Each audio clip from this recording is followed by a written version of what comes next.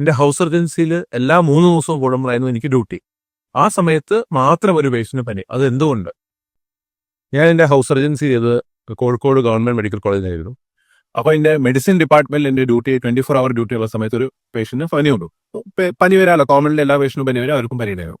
2 ദിവസം കഴിഞ്ഞപ്പോൾ വീണ്ടും അദ്ദേഹത്തിന് പനി ഉണ്ട്. പുള്ളി 60 വയസ്സായിരുന്നു, പുരുഷനാണ്, കോഴിക്കോടായിരുന്നു.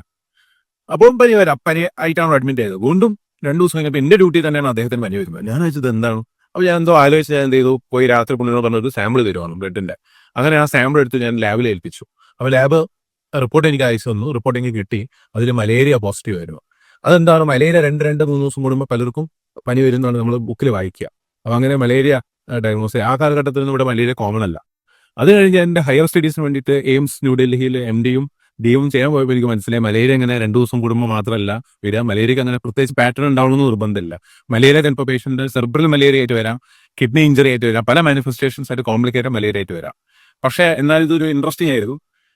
ബേസിക്കലി നമ്മളിപ്പോൾ ഒരു ഹൗസ് സർജൻ എന്ന രീതിയിൽ നമ്മളെ ജസ്റ്റ് ഒരു ക്ലറിക്കൽ വർക്ക് മാത്രം നമ്മൾ പലപ്പോഴും ചിന്തിക്കുമല്ലോ. പക്ഷെ ഒരു ഹൗസ് സർജന് വളരെ സിഗ്നിഫിക്കൻ്റ്ലി പേഷ്യന്റ് കെയർ കോൺട്രിബ്യൂട്ട് ചെയ്യാൻ പറ്റുന്നത് അതൊരു റിയാലിറ്റിയാണെന്ന് എനിക്ക് മനസ്സിലായി.